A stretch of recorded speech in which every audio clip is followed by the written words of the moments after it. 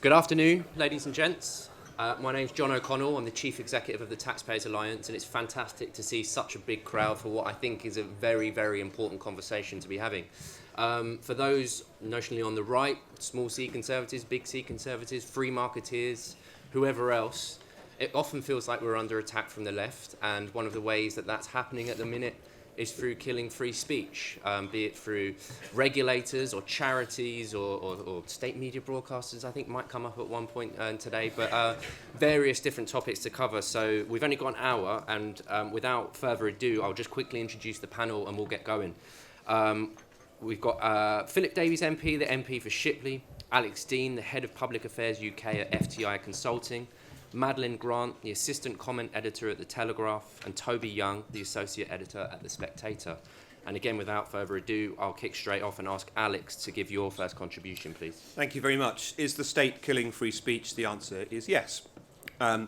Investigating free speech happens quite frequently in this country now, especially on social media. And when the state does that, it has a chilling effect, not only on the person that the policeman or woman goes to see or rings up, but on everyone else too, on everyone else who thinks the policeman may come to their door. Many more fear that approach for every person that is actually approached by the state. And that is to say, those people go on to feel constrained in what they might say because they are afraid of the state.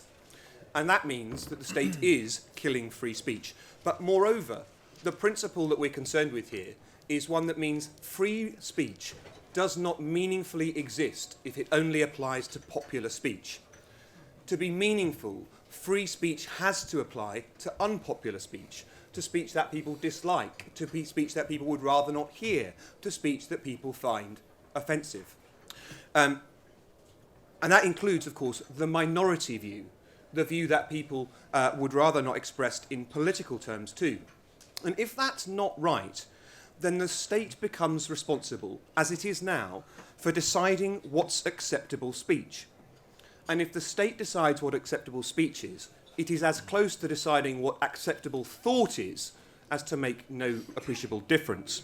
And of course, if the state then gets to disapprove of speech and say you can't say certain things, I note, by the way, that if it becomes banned speech, it acquires a certain allure, and it goes underground. And it seems that because nobody can contest it and the state has no arguments against it, it's somehow more viable or more attractive than it would be if we had it in the public space. This I'm offended impulse that we are giving into in the UK has always been with us. It's not actually new. But I would argue the difference is that it is now industrialised, that it is profitable, and it can now deploy the police as the paramilitary wing of the Guardian.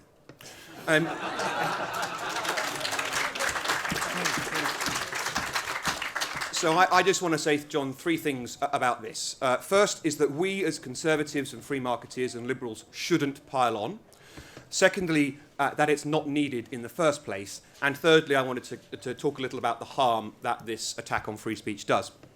It is, of course, deliciously ironic when we see a new Labour-type person get hoisted by their own petard, when we see them fall foul of the I'm offended brigade. But no matter how tempting it is, we shouldn't rejoice in it, or worse, call for their heads, as I know is tempting. Because when we do that, we are ourselves undermining the principle of free speech. There is no time more important for us to support free speech than when we are ourselves offended by the speech concerned. We should defend it every time we hear somebody say something that we don't like. I've always thought as Conservatives that our job is to mock the outrage bus, not get on it, let alone drive it. So that's my view. It shouldn't become our role always to argue that people can only say the things that we want, because there is no right not to be offended in this country. You simply don't have the right not to be offended. And to make that real, the most important time we've got to demonstrate that is when, as I say, we are ourselves under attack.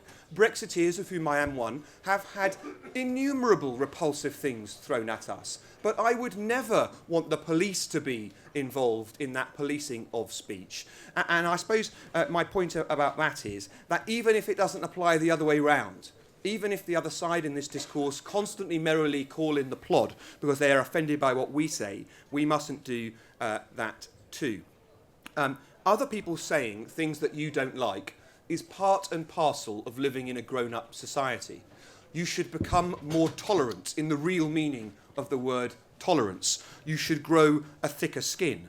I suppose what I mean is we've got to learn to put up with the views of others that we don't like, rather than trying to have their views banned. It's not your role in life to be on this earth to be liked by everyone or to like everybody, and certainly not to call the police on those that you don't like. It's part of the warp and weft of human society and communal existence to find some people tiresome, irksome, and offensive. Well, that's Lord Adonis, isn't it? But, I don't call the police every time he's on television.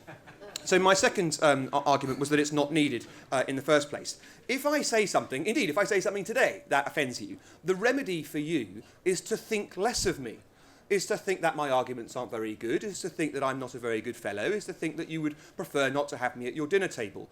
These sorts of moral mores are best left to individual judgments and to personal views, not the state policing us. But secondly, the real cure for seeing views that you dislike is to debate against them in free society, in open adversarial discussion. That's the British way. This isn't a surprise. That's been our tradition for hundreds of years. And that's what we should cleave to, even if it's currently unfashionable, in most of the media outlets and broadcasts that we can see. If you see something you disagree with, you should argue with it, rather than seeking to have it banned by the state in the first place. And thirdly, I wanted to talk about the harm that this kind of attack on free speech that we are seeing is doing to your own free speech. Because from time to time, we all say stupid things. And heaven forbid, but the police coming to call on person A today because of their speech might be coming to call on you tomorrow. Once the state has the power to police speech, it will inevitably police it. You never give a power to the state it doesn't use. And I say to you, the state having the power to police speech is a disastrous state to be in any free society. First and foremost, because the state will police speech that the state doesn't like. That is why, heaven help us, the foremost example in my mind is of that woman who was arrested, prosecuted, and heaven help us, convicted for quietly reading out the names of the war dead in Iraq outside of Downing Street. That happened in Britain, in our free society, because her speech was inconvenient to the state. When you allow the state to police free speech, it inevitably will, and it will do so in ways that you abhor. But the third harm and final harm that I think that is done to free speech is that some things are said which are unpopular, some things are said which are disliked or found offensive, which eventually emerge to be true. Things that are said that at first blush are widely disliked and deeply unpopular. The earth goes round the sun. Iraq can't attack us in 45 minutes, contrary to what the government says. Without that free speech, those views don't get expressed in the first place in a way that might be inconvenient to the state. Free speech that is popular or condoned by the state is merely vacuous. But none of us, I suggest to you, none of us are truly equipped to be able to gauge the difference, the fine lines between speech that might just be tiresome, boring, offensive and wrong in our view, and speech which might have within it a kernel of something worth exploring, a kernel of something worth using in discussion to challenge the consensus. And if I am right that we are not equipped to do that, then I suggest to you that with all its coercive power and the power to imprison, the very last organisation you should ever entrust that ability to police free speech to is the state.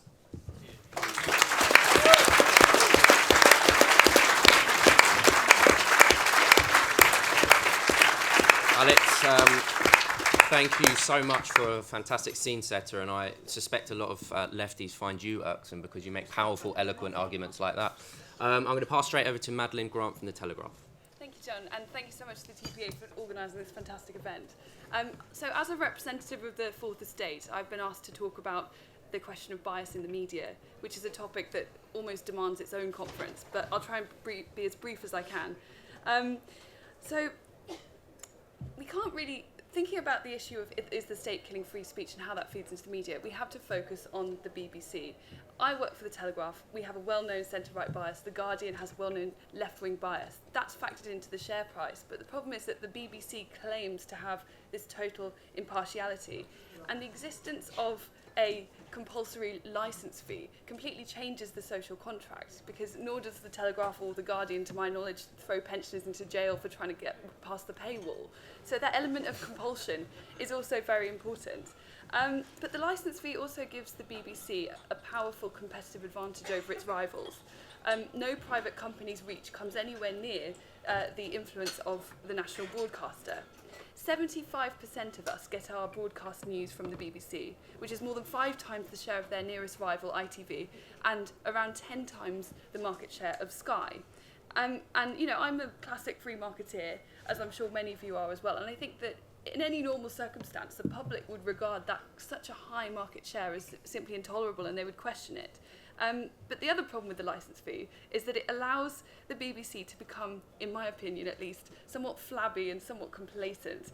And in terms of stifling free speech, its expansion into local news media has had the effect of suffocating our regional press. It's put hundreds of independent news outlets out of business. And online things are equally unfair, where it can offer a free and completely ad-free offering that also makes life much more difficult for its competitors. So I think the corporation's monopoly in and of itself is a huge problem for free speech. But you know, another major stumbling block, and quite an obvious one to this claim of impartiality, is just the sheer volume of left-wingers and former Labour apparatchiks who inhabit the corridors of the BBC. As we've heard recently from John Humphreys, who described it as a Kremlin-like organisation, institutionally incapable of representing the Brexit debate because of its makeup. And obviously it's hard to make, you know, firm assessments of this, because it's not as though there are, you know, well documented polls of opinion within the BBC. But you know, you only have to look at the views of BBC insiders when they leave. Very often it is when they're allowed to exit the purdah. They're essentially become whistleblowers, attesting to the kind of centre-left consensus that prevails there.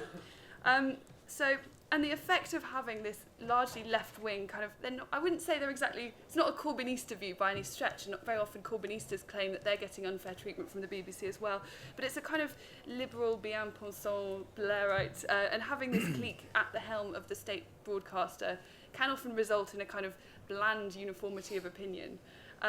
The BBC is fantastic at championing every kind of diversity, except diversity of opinion. And I think watching the output, one feels the lack of conservatives within the ranks of the BBC very keenly. Now, I would argue that the BBC has some fantastic broadcasters, and it's not just the BBC that's the problem. You know, I think there are many other high-profile broadcasters from other channels who've sort of gone rogue recently, particularly with Brexit. And they generally know that if they're hosting a Paul Mason or an Owen Jones, they know that they have to match that with a free marketeer or a Mark Littlewood or a Kate Andrews. But we know that Brexiteers are often woefully underrepresented on panel shows like Question Time and Any Questions. But where I think they really fail is actually on dealing with social issues. And it's not surprising, given what I mentioned, the kind of centre-left consensus. So one example, you don't have to be a kind of dyed-in-the-wool conservative to believe that the problem of family breakdown, fatherlessness, feeds into many other problems that we see all the time in society, things like the mental health crisis and knife crime. You know, a conservative would argue that the state can do many things, but it can't fundamentally be a substitute for good parenting. That's a perfectly respectable conservative opinion. But things would never be framed in this way on the BBC because they're not very good at addressing the socially conservative point of view. So you're much more likely to see a feature, if it pertains to knife crime, on how austerity is to blame, or the closure of youth clubs, or, you know, but not the massive elephant in the room of family breakdown. But worse even is what makes it very difficult for the BBC to overcome this slant is because of the uniformity of opinion. Their idea of impartiality is based on what the bubble thinks. There is this whole huge swathe of public opinion that they're never actually exposed to, and it's very hard to become less biased if you didn't realise that you were biased in the first place. So, and there's many key issues where they are notably out of step with public opinion. You know, for example, around roughly 50% of the country is pro-death penalty, compared to a negligible, I would argue, probably non-existent share of the commentariat. But when was the last time that someone heard such a position being articulated on the BBC? It simply doesn't happen. But as well as the overt bias that I mentioned, there are other more subtle forms of bias that are kind of at play here. The choice of topics, the selection of topics by editors at the BBC is very important. And I think this is a kind of essential point about journalism that not everyone realises, that you can have a story that's entirely accurate but is still deeply unfair because it's a matter of selection. So if you're an editor and you choose to run only negative stories, they might fulfil all the claims of impartiality. They might be accurate with the correct names, dates, quotes and so on. But yet the sheer multitude of these stories will give a deeply unfair view of things. And I think that Today programme's coverage of the no-deal scenario is a particular offender. And the last thing I want to touch on briefly, and this is a problem for all journalism, not just the BBC, but what I would call the rise of editorialising, or the kind of the gotcha interview. And think of Cathy Newman and her famous run-in with Jordan Peterson. We've got to a stage where some interviewers barely conceal what they feel on the issue, as though they were trying to kind of make themselves now the protagonist of the interview. And that's not how things were traditionally done at broadcasters like the BBC. You know, in the age of let's say of Robin Day or someone like that, broadcasters tended to have their interviewee in front of them pose difficult questions and then let their answers speak for themselves rather than trying to give their own comment on what they think about that person. That's why I would argue, in fact, that much as I personally agreed with Naga Munchetty's assessment of Donald Trump's views as being embedded with racism, I think it's a problem when we know with confidence what our broadcasters think about these issues. So I think what we need to find is some kind of halfway house between what we currently have and we don't want to end up with North Korean newscaster style fawning over our politicians by any stretch. But the trouble with these gotcha interviews is that politicians and the public lose faith in the whole process. For politicians, that means that they step away from the traditional news outlets and they start broadcasting directly to people, which is what we're seeing Donald Trump doing, and what, in fact, the Prime Minister himself has started to do too. And that's a problem if politicians don't think that they can sit down with you and be interviewed in good faith. So it's not just patronising to the viewer, but it's fundamentally harming public trust in the whole political system. So the stakes are very high indeed. Thank you.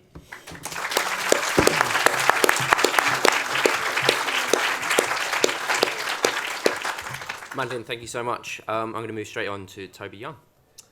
Thank you, John, and thanks for organising this.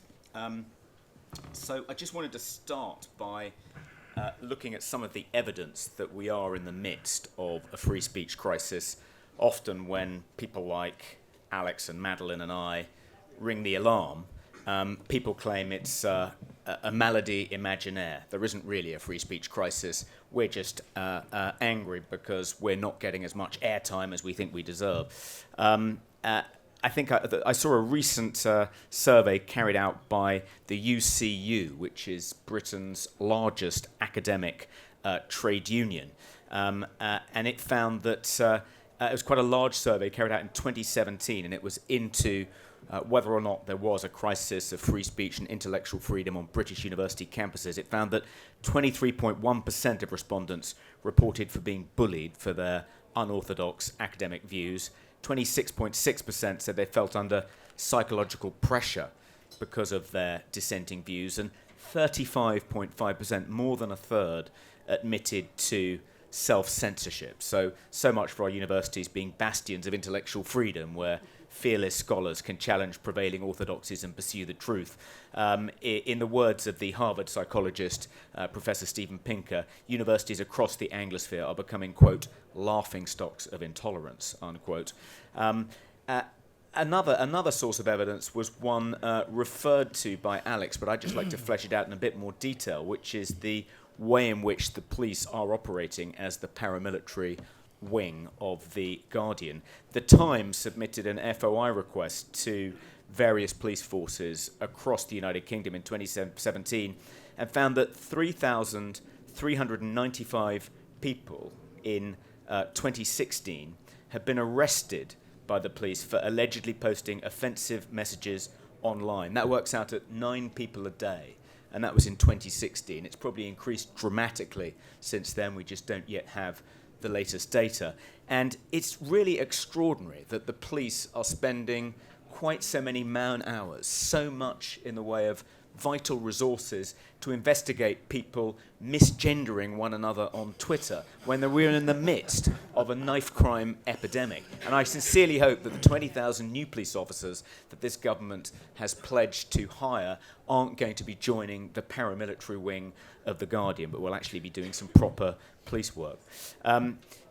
I think another source of evidence, and this is harder to quantify, but is just how feeble the government is when demands are made to sack government ministers, government advisors, because they've said something judged by outrage mobs on social media to be politically incorrect, sometimes in the distant past. This happened to me, as some of you may know, in 2018 when I was appointed to the Office for Students. A group of offence archaeologists went to work on Twitter. And one of the things that was thrown at me was an article I'd written in a collection of essays in 1987. So I mean, it was extraordinary. I remember one piece that was thrown back at me. Fraser Nelson, my boss at the Spectator, pointed out that the 10 most searched for articles in the Spectator's archive during the height of this particular story were all by me. And the Spectator archive includes material going back to 1828. And one of these articles that my enemies dug up was a piece I'd written on the liberalisation of Britain's censorship laws, in which I'd, in a throwaway line, hailed Philip Larkin as a fellow porn addict, because he was once... he told a story once about being accosted outside a sex shop in Soho, in which the sex shop owner came up to him and said, "Was it bondage, sir?" And as a matter of fact, it was. So I mischievously hailed the greatest English poet of the 20th century as a fellow pornography addict. So the sub-editor of The Spectator put at the top of the piece, "Confessions of a porn addict." So this was screenshot and dug up by the offence archaeologists, and it was immediately put on Twitter and then immediately reproduced in the Standard. And the headline was something like, "Pressure mounts on Theresa May as university czar confesses to being porn addict." And then the Times followed up, but it was just ludicrous. But I was expecting a bit more robustness on the part of the people that had appointed me, and of course it didn't materialise. And a more recent example was the absolutely abhorrent, unforgivable treatment of Sir Roger Scruton when he was stitched up by a journalist in the New Statesman, misquoted, things he'd said taken out of context. Instead of investigating these allegations, instead of bothering to examine whether there was any basis for them, the government just immediately threw him to the wolves. I mean, after the sterling work of my Spectator colleague Douglas Murray, he was in due course reinstated, but not reinstated to his original position, to a lesser position. It doesn't exactly have a happy ending, this story, but it was really disappointing to see a Conservative government behave so cravenly, in such an abject, cowardly manner in the face of a dishonest left-wing outrage mob. They have to stand by their own people a little bit better. I was one of 3 Conservatives appointed to the 15-strong board of the Office for Students. The other 12 were left of centre. The guy in charge was a former aide to Tony Blair, and before that had worked for the Trade Union Congress. And when I had to stand down, I was replaced by another Liberal. So on that body, because of the success of left-wing outrage mobs in intimidating the government and the civil service into not appointing anyone right of centre, lest they may have said something in 1987 that may have offended someone somewhere, the fact is you get an overwhelming Liberal bias on these supposedly independent government bodies. I think there are 3 main areas to worry about that I would flag up. I'm not a fan of the concept of hate crimes, which was introduced into British law by the first Blair administration, and then dramatically expanded in 2003. The reason I'm not is spelt out very eloquently in a book called The Kindly Inquisitors by an author called Jonathan Rauch, which I'd seriously recommend you read. It's a passionate, eloquent defense of free speech. He points out that the difficulty with hate crimes, what a hate crime is if you commit a crime, but the victim of that crime or anyone else perceives you of being motivated in your committing of that crime by an animus towards the victim's membership of a particular protected category, then the tariff the court imposes for that crime, if you're found guilty, increases. Now, that is effectively criminalising thought crime. It's saying we're not merely going to punish you for committing the crime in question. We're going to punish you more severely because of the thoughts in your head when you committed that crime. And incidentally, there's no reasonable person defence. All that's required is that the victim perceives that you were motivated by an animus towards their membership of a particular victim group, and not just the victim, any bystander. Anyone can accuse you of being motivated by this particular thought crime, and if they just testify before the court, you can get an increased penalty. And the danger here is that the number of protected categories is about to be increased. The Law Commission is reviewing this. There have been various petitions, lobbying by a number of people, including Stella Creasy, to increase the number of protected categories. So they want to increase the protected categories to include gender. So henceforth, misogyny would be a thought crime. Well, given that some people think that climate realism is an expression of misogyny, does that mean that Matt Ridley is going to be thrown into jail? It's completely ridiculous. And, you know, just to stop, I think we need to expand an enormous amount of political energy just to stop the number of protected categories and the number of hate crimes being prosecuted increasing. Another real worry is the government's recent white paper on online harms, about how to protect people from being harmed on the internet. No doubt very well intentioned, but if you look at the definition of harm in the white paper, it includes being offended. So what they want to do is they want to incentivize social media companies like Facebook and Twitter and YouTube to take down any material that's deemed offensive. And again, there'd be no reasonable person standard. Anyone can claim to find anything offensive. And if the internet company in question neglects to respond to a complaint of this nature, the government wants to be able to impose a fine of something like 10% of their annual takings. So this is going to cause a huge clampdown on any remotely controversial speech across every social media platform. It's an incredibly poorly thought out bill. I wrote a piece about it for the Spectator called iPlod, which is my name for this new internet regulator. But I'd recommend you read that. But we should certainly be putting our shoulders to the wheel and doing what we can to prevent this absurd piece, white paper, being turned into legislation. I mean, one of the arguments that people make when they object to offensive things on social media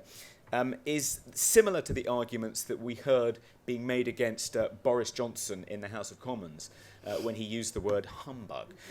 The claim being made by the self-appointed policeman of parliamentary speech is that saying these things endangers minority populations, that it inflames hate groups who might then very easily go on to attack these vulnerable members of these vulnerable groups. There's absolutely no evidence of that whatsoever. It's exactly the same logic that's used to no-platform people. They claim that if you merely allow someone to express a point of view, if they challenge, for instance, the notion that a trans woman is a real woman, they can be no-platformed on the grounds that that could, in one possible universe, lead to a hate group attacking a trans woman. So therefore that person should be no-platformed. And incidentally, it's not just right-of-centre people who are no-platformed. A range of feminists have been no-platformed. Peter Tatchell's been no-platformed. So it isn't just the conservatives who have a vested interest in taking a stand against no-platforming and this spurious claim that certain things you say could result in vulnerable groups being attacked. The final thing I wanted to say, the final worry, is that if, God forbid, Corbyn ever gets his foot into Downing Street, one of the first things a Corbyn government will do will be to resurrect the Leveson plan and create a state regulator of the press. And that state regulator will be empowered to impose swinging fines on editors who publish any material, again, that's deemed to be offensive. And no doubt anything remotely critical of Corbyn's regime will, by hook or by crook, be deemed to be offensive. I joked recently to Douglas Murray, I said, have you got an escape plan, Douglas, for when Corbyn becomes Prime Minister? I'm thinking of going to Israel. And he said, oh, God, no. He said, nothing could be better for my career than being locked up in the political prisoners wing of Wormwood Scrubs. I'm eagerly looking forward to it. And I can sort of see his point, but on the other hand, if Laura Kunsberg is there to join us, notwithstanding what you just said, Madeline, she was recently monstered by various Corbynistas on Twitter and described as a closet Tory. And I tweeted I'd be looking forward to sharing a place at the refectory in the Wormwood Scrubs political prisoners wing with Laura. Anyway, thank you.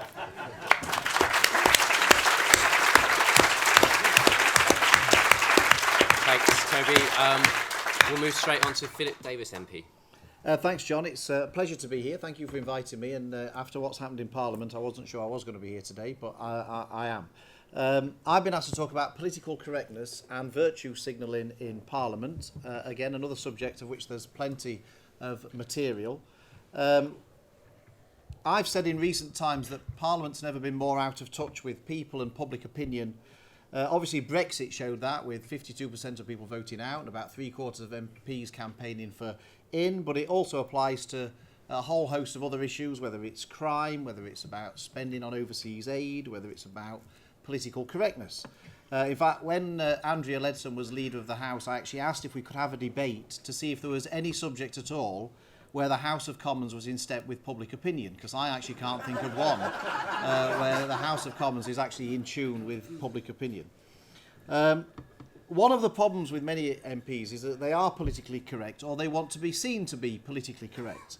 Again, out of tune with most of the public. And it's frightening to me that sometimes I'm a lone voice on things in Parliament that actually a majority of people outside of Parliament, I think, would agree with me about.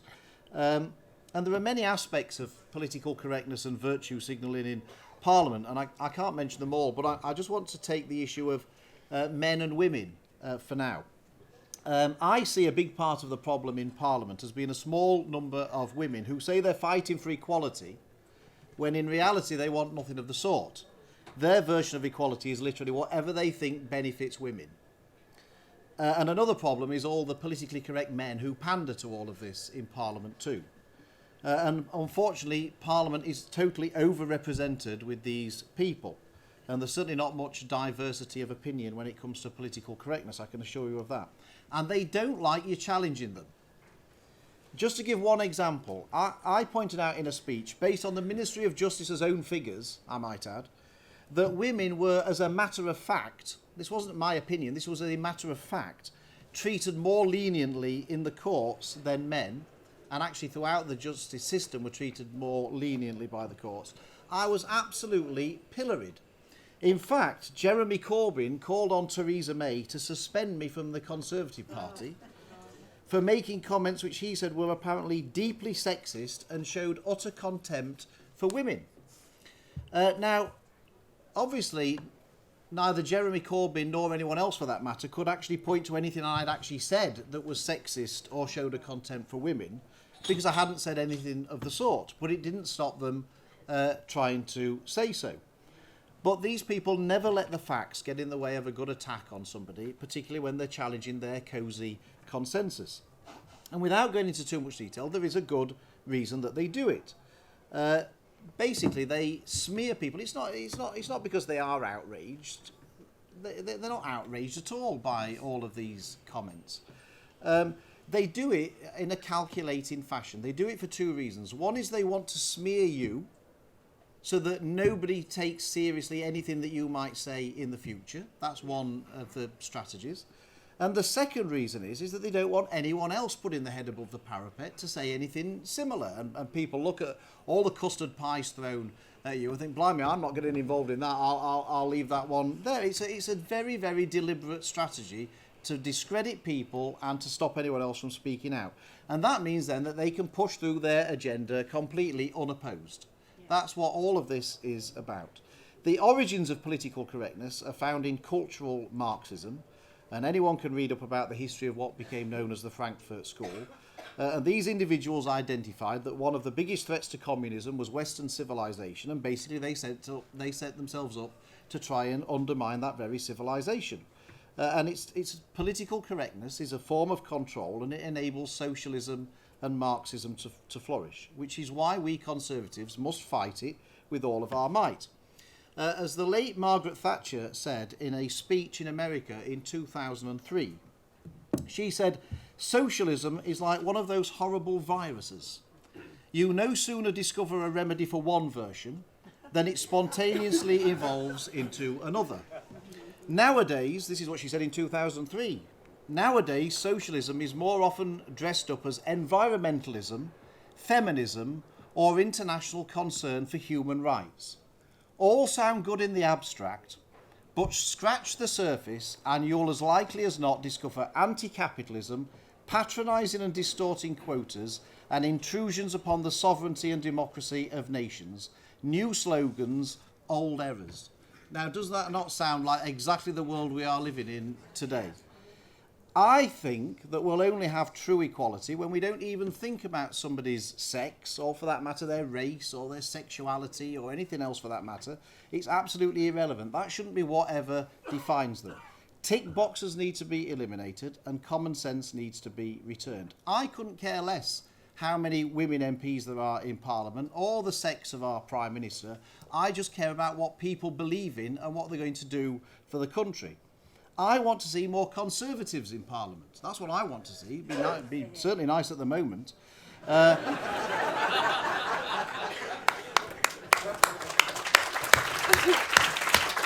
want more Conservatives in Parliament with sound Conservative principles and not flaky, would-be, pretend socialist, politically correct stooges chosen simply because of their gender or because of the colour of their skin. If we had more actual Conservatives in the House of Commons, the country might not be in the mess that it is at the moment. So I won't be stopping the fight against political correctness. I'm very proud of the fact that I'm the parliamentary spokesman for the campaign against political correctness. And I won't stop fighting against virtue signalling, because along with all the issues, these are issues along with many others where Parliament gets it so wrong. And the silent majority, many of which are in this room here, need to stop being silent, because that way is the road to disaster. Thank you.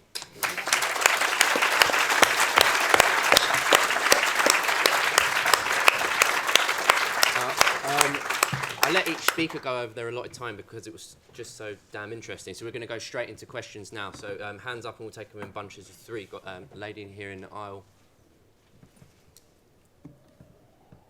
Good afternoon, Marjorie Bayliss, South West Regional Chairman of CWO, Mr Davies.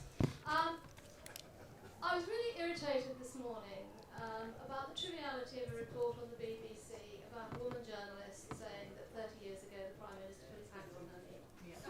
Now, that reminded me that in 1994-95 in Hong Kong, I was improperly importuned by a male BBC journalist. And the question I want to ask the panellists is, do I need counselling? Should I sue them? And how much of either?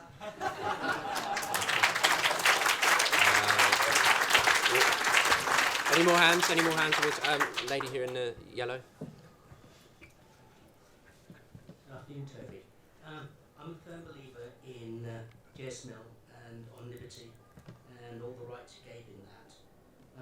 He did give an in to the lawyers and the judges to take over by imposing limits on that. At the moment, I don't think it's many of the things you talk about, like in universities and platforming, being done by dictated state, but by quangos and groups outside it. Do we actually need something like the American Constitution with a statutory right to free speech, which stops those groups outside the state killing the free speech, where the government just stands by and lets them do it? Excellent question on actors outside the state as well. And just the front row here. This is more for Toby but obviously anyone who wants to answer can, but I know you've got particular interest in education. There's a lot of talk about mental health, and especially mental health in young people, but surely this no platforming thing is bad for mental health. Political correctness is bad for mental health, because what happens if you are not regularly offended and upset, you don't get that kind of resilience and that resourcefulness, and then you get upset every time anyone says anything. That is the snowflake generation. Thank you very much. Alex, can I ask you to talk about the I want to talk about the sex ones. Oh, okay, go for that. The late Alan Clark said, "How do I know that my advances are unwanted until I've made them?"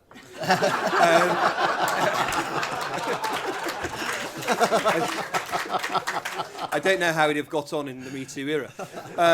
But just to demonstrate this problem may have gone a little further than it used to be. You mentioned Philip Larkin, and I think there's time for Larkin on any good panel. Larkin was nearly our poet laureate. He was just too grumpy to take the post. And remember, he was a librarian and wrote, "Day by day, your estimation clocks up. Who deserves a smile and who a frown? And girls you have to tell to pull their socks up, and those you'd most like to pull their pants down." Now, he was nearly poet laureate. Times have changed. Your offence archaeologists would have been digging that out, wouldn't they? I remind you, by the way, he also wrote 2 kind of soft literotica novels in his youth. These were things once that were the indiscretions of our past, and they would have been allowed to sail by. Instead, we have people hauled up by things decades on. I'm sure you don't need counselling, but the person who has their trivial acts drifted across the medium decades later and has their career ruined, they may. Toby, resilience. Yeah, just on Charlotte Edwards. I wrote when I was at the Spectator covering the drama beat with another guy when the 3 scandals hit the Spectator, the 3 sex scandals simultaneously, called the Sextator. And I wrote a satirical play with the other drama critic called Who's the Daddy, which ended with the Boris Johnson character giving birth to blonde, or his mistress giving birth to blonde triplets. No doubt someone's going to dig that up and pretend it was a documentary at some point. But as far as I recall, back then at the Spectator in those raucous days, people complained if Boris didn't put his hand on their knee during lunch. So times really have changed, as you say. I thought your point about the need for something like the First Amendment in this country is absolutely spot on. I want to set up what I'm calling a free speech union, which campaigns for intellectual freedom and free speech and is a mass membership organisation which can offer various protections to its members if they find themselves being targeted for some erotica they wrote when they were 14 or whatever else it might be. And in the United States, the First Amendment does protect free speech in state universities. It doesn't protect free speech in private universities. But I think one of the things that I want my organisation to do, one of its key campaigning aims, will be to try and persuade a future Conservative government led by Boris Johnson, God willing, to introduce the equivalent of a First Amendment in this country which protects free speech and which trumps all the ridiculous arguments and rationales for limiting free speech, not just on campus, but across the public sphere.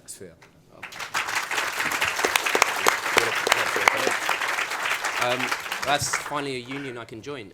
Madeline. Yes, great. I just want to first come to the point the lady made about sort of having a sense of humour and being able to deal with the adversity that life throws at you. I couldn't agree more. you know, wasn't too long ago that I was at a slightly snowflakey university myself, and I was coming face to face with these people on a regular basis. And what struck me most of all was the complete absence of joy, absence of humour, this constant desperate scrabbling around to find something to be offended by. And the worst thing is that attitude, which was once a student attitude, has now filtered down to our politics, and people are pretending to be angry about everyday metaphors. It's just extraordinary. But I completely agree. You know, of all my friends, it's the people who have the darkest sense of humour are the doctors. Reason being that they have to deal with life and death on a regular basis, and they find that kind of gallows humour helps them get through it. And I think if we take that away from people, you know, the other day I asked my doctor friend how his favourite elderly patient is doing, and he was like, "Oh, he's busy dying." It's awful, but also he loves this person. It's how he gets through a difficult, traumatic situation. And if you take that valve away from people, it's a really important mechanism that we all have to deal with hard times. And also the point about counselling, it's almost. We know there are so many of these stories about the Prime Minister, and none of it really seems to land because it's all kind of been, I suppose, costed into his public face, and people care more about Brexit now. But I think it is noteworthy if a Prime Minister is, you know, making advances on journalists in that way. But nevertheless, I mean, I think there's one of my irritations with the Me Too movement is the way it conflates serious abuses, serious harm, with often quite trivial issues, and it creates a kind of worldview in which it sort of sets up a worldview in which there's no situation where, as I'm sure has happened to many of us in this room, where you can have a clumsy advance made to you, maybe even a squeeze of a knee, and you say, "No thanks mate, get off me, bugger off," and you get back to your life and everything is fine. But the Me Too movement wants to pretend that these advances have a kind of lasting impact on women. I think women are stronger than that. Very good point, very good point. Toby, you wanted to... Yeah, I didn't come back to you, but I think you make a very good point. There's a very good book which I'd recommend called The Coddling of the American Mind by Jonathan Haidt and Greg Lukianoff, and it's about what's happened in US universities, why they've become these safe spaces. And Philip, just to give you an example, you said you look forward to the day when we could all follow Martin Luther King's maxim and judge people by the content of their character rather than the colour of their skin, or by implication their gender, their sexual orientation and so forth. In America, that's referred to as colour-blind racism. It's to claim that you can judge someone by the content of their character and ignore the colour of their skin is to neglect your own unconscious racism. And that is in itself considered to be a form of racism and can lead to complaints, and in some cases being thrown out, if you're a professor of university, losing your chair because you've committed the sin of colourblind racism. Now, you're absolutely right, and Greg Lukianoff and Jonathan Haidt link it to helicopter parenting, overprotective parenting. Children arrive at university here and more so in America, having been completely protected from any challenges, any conflict. They've been cocooned in cotton wool by their over-anxious, overprotective parents. And then when they get to university, they expect the university authorities to act in loco parentis and continue to protect them from any kind of confrontation, any challenge. And as you say, that is incredibly damaging to their mental health. We need to be challenged. We need to know how to argue, how to defend ourselves, how to stand up to challenge if we're going to develop a bit of mental toughness.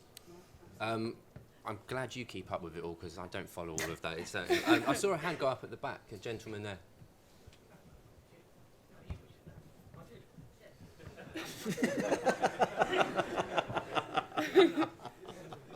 I think I did anyway. County Council. I wonder whether kind of like to comment on the situation that our Prime Minister finds himself in with respect to an article he wrote in the Daily Telegraph, which fundamentally was condemning Denmark for banning the burqa. Nobody's taken the slightest notice of that. I've never heard anybody from Denmark try to justify it. But on the other hand, he made comments about the forms of dress that people from a Muslim background tend to have. And the saddest thing, in a sense, is that it's completely misunderstood. People say, "Oh, well, you look like a letterbox if you wear a burqa." You don't. It's a niqab when you look like a letterbox. A burqa covers the eyes. You don't wear a letterbox. The ignorance of people criticising it is quite astonishing. I repeated it on Twitter, and somebody tried to get me thrown out of the county council because that was supposed to be racist. You know, but there we are. You know, they didn't succeed. So, comments, please. Alex, when I was running Big Brother Watch, I became rather unlikely champion of those idiots you see wearing their trousers around the sort of mid-thigh area, because I regarded it as a part of the wide area of freedom of expression, which is part of freedom of speech. And I thought that if you think someone looks like an idiot, then the punishment for them is that you think that they look like an idiot. And you didn't need, as had happened in a rash of cases in the UK, they were being taken to court for Public Order Act offences. Not for indecent exposure, they were just showing their pants, not showing anything more. And so I quite unlikely, my version of relaxation is not wearing a tie today. But, these guys went rather further, and I don't choose to dress as them, but I cherish their freedom and their right to dress as they wish.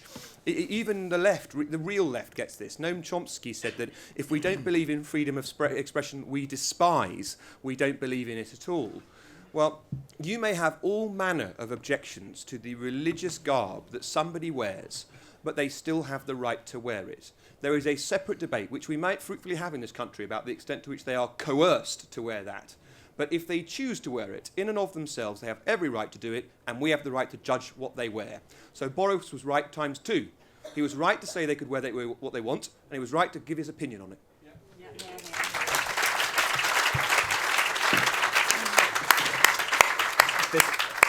The thing that really annoyed me about that absurd spasm of confected outrage, which continues to this day, over Boris's jokes. They were jokes in the Daily Telegraph, in an otherwise quite serious piece, as you say, defending the right of Muslims to wear the burqa and the niqab. The thing that annoyed me is that in this country we have a long tradition dating back at least to Chaucer of lampooning and ridiculing people who are religious, who appear to be over-pious in our view. Look at the life of Brian. There are just hundreds of examples. It's a satirical, literary tradition. One of the things I think we should be proudest of in this country, that we can take the mickey out of each other. We can poke fun at the pious and the earnest, and all rub along together nonetheless. And the idea that we're entering a new era in which we can't do that for fear of offending people is completely absurd. As John Cleese, one of the writers of The Life of Brian, said, no one has a right not to be offended. Philip. Yeah, well, on the issue, I'm with Alex on this. After criticising politicians for being out of touch with public opinion, I'm almost certainly out of touch with the public opinion in my constituency about the wearing of the niqab, because I don't want the state passing laws telling people what they can wear and what they can't wear. That's not my idea. But I've done many. My constituency is in Bradford, so this is a big hot topic. Most of my constituents would ban it in a flash. I've got to say that. But I don't want to go down that route. And I've done debates with imams and in Bradford. I argue that I don't think they should wear it, but not that it should be banned. I think you can perfectly have the view that it shouldn't be worn without saying you should ban it, and I certainly think that. I think one of the issues is about when people should have to reveal their identity. That's what tends to build up a lot of resentment, when people are asked to show their identity on a bus pass or in a bank or in a petrol station, and yet that doesn't apply to people wearing a niqab. I think we've got to treat everybody equally, and if you've got to reveal your identity not wearing one, then those people wearing one. And actually the imams will agree with that, and there's a lot of misunderstanding about it. But Boris is a very entertaining character. He's an entertaining writer, he's an entertaining speaker, he has a tremendous turn of phrase. And wouldn't public life and politics be so much duller if nobody was ever able to use an entertaining turn of phrase every now and then? And that's what people like about Boris. And what Boris must do, and I'm sure he will do, is just keep doing the same things. Because actually they're the things that people like about him. That's why he's so popular. Because he has an entertaining way about him. And good God, the House of Commons is boring enough as it is, to be perfectly honest, without having a campaign to make it even more boring. So, long live Boris.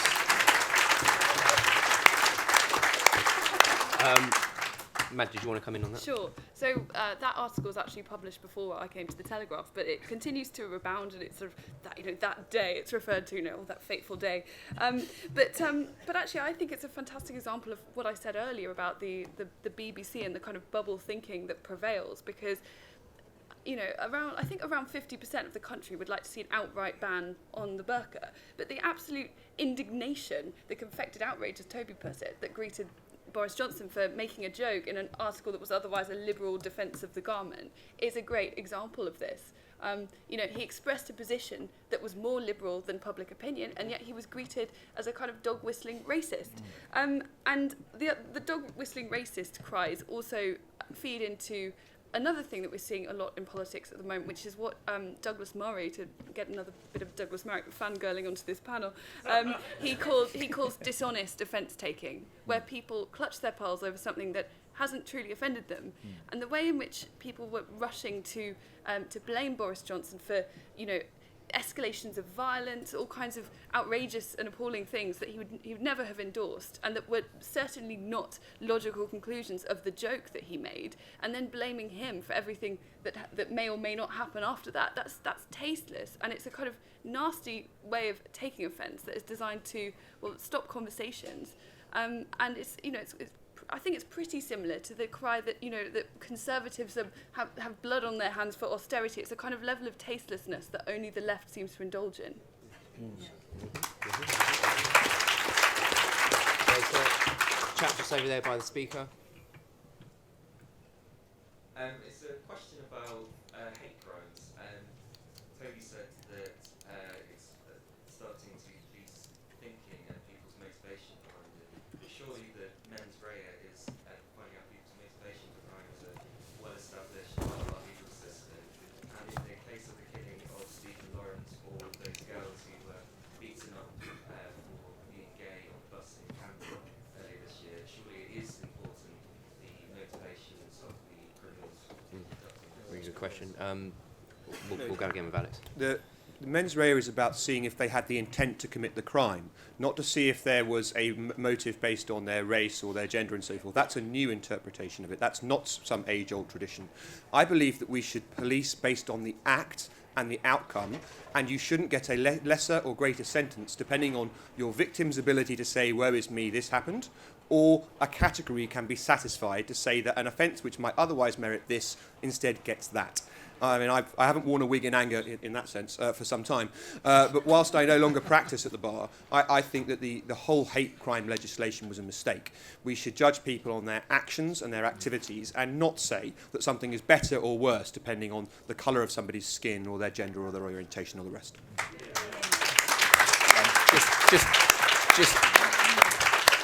Just to underline that, I mean, the boys who attacked the two lesbians on the bus should be prosecuted to the full extent of the law, and they shouldn't get. I don't think if another group of boys attacked two heterosexual women, they should get a lesser penalty. Everyone who behaves in such terrible behaviour should be prosecuted to the maximum extent of the law. Exactly. I got waved at saying one more question, but I'm going to take one more just to be cheeky. Gentleman in the front row, please. So, you talked about 2 seconds, there's a microphone just there. You talked about climate realism, now they're talking about imprisoning you if you express those views. And would you feel that being absolute about things is stifling debate? Yes, I would. It may not surprise you to learn that I'm not Greta Thunberg's #1 fan. And I do think that the absolutism of her position is very unhelpful. The idea, I mean, it's one thing to criticise Western governments for insufficiently responding to climate change, not doing enough. But she doesn't make that claim. She says that they've done nothing, that they have ignored it completely. The British government hasn't ignored it. Carbon emissions since 1990 in the UK have declined by something like 35%. There's the Paris Accords, the Kyoto Protocols. She says that Western governments don't talk about climate change. I mean, as far as I can tell, they talk about little else, particularly when they get together in these international fora. I'm not a climate change denialist, but she is effectively being used by, I think, a group of hard left extremists to try and channel young people's understandable concern about climate change into the pursuit of a hard left anti-capitalist agenda. And it's worth pointing out that in the period in which Britain's carbon emissions declined by 35%, GDP increased by 66%. So it's perfectly possible for growth and free market capitalism to go hand in hand with tackling climate change. And the notion that we have to return to some kind of agrarian feudal society in order to prevent the sixth great mass extinction is just ludicrous. Okay.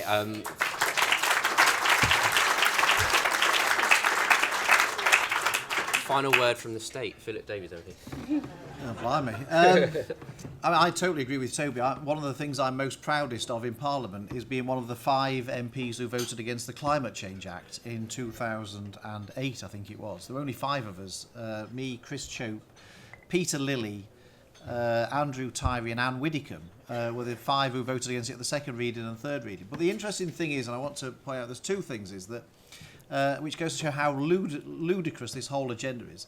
The government at the time produced a cost-benefit analysis of the Act, of the bill it was putting through Parliament. For the first time I can ever, and only time I can ever remember, including for parliamentarians who've been there much longer, the cost of this, but this is the government's own cost-benefit analysis, the cost exceeded the benefit in the thing. And yet only 5 of us voted against for some thumbs. And when Peter Lilly pointed out the fact that the government's own estimate said that the cost was actually bigger than the benefit, the government found £1 trillion worth of extra benefit from nowhere, and expected us to just accept that as if it was some kind of miracle. And the thing that's really shocking, which is a bigger point, is that after the vote, which was like 500 odd to 5 on the Climate Change Act, you would not believe the number of MPs, and not just Conservative MPs as well, who came up to the 5 of us, and this happens all the time in Parliament, where they all say, well, of course, you're absolutely right about this. It's absolutely ridiculous. Absolutely ridiculous, this is. But, obviously we can't be seen to be voted against it because we have all the thing. And this is what we now have in Parliament all the time. A few of us will speak out against something, and will be absolutely ridiculed, and then everyone afterwards will come and say, of course, you're absolutely right. And that's how bad free speech in Parliament has got. We don't even have free speech in the House of Commons anymore. And Philip, just to add to that, you point out the enormous economic cost of decarbonising by 2050. And the government have been completely dishonest about the actual costs of doing that. But that isn't sufficient as far as the Extinction Rebellion protesters. They want us to decarbonise by 2030. No one's even begun to calculate the cost of that. I mean, it's just incalculable. I mean, even Jeremy Corbyn, I think, is about to endorse this as part of Labour's Green New Deal. I mean, he's not going to need a magic money tree to pay for this. He's going to need a magic Amazon rainforest, which God knows how he squares that with deforestation. All right. Ladies and gentlemen, you might wonder why the Taxpayers Alliance put together this panel. It's not about tax or spend or fiscal policy, but the truth is that we're a group under attack from this same coterie of people. It's not just about big social issues. It's not just about climate change. They want to shut down debate about even, whether the tax burden's at a 50-year high or not. We are under attack just as much as any other social issue or anything else. So that's why we put this panel together, to say that there is diversity of opinion among liberals, among small C conservatives, and that in our little world, in tax and spend, what's wrong with saying that the tax burden's at a 50-year high? What's wrong with saying that a £90 billion high-speed rail to Birmingham is a waste of time and money? And I think that we all need to redouble our efforts and be prouder of what we believe in and stand up for ourselves a little more instead of being on a defensive the whole time. So on that note, to finish, I want to say thank you to the panellists. Thank you so much for coming along this afternoon. I've overrun and I'm getting glaring looks, so if you could please help us out and take your coffee cups, etc., to the back, that would be really helpful. But thank you so much.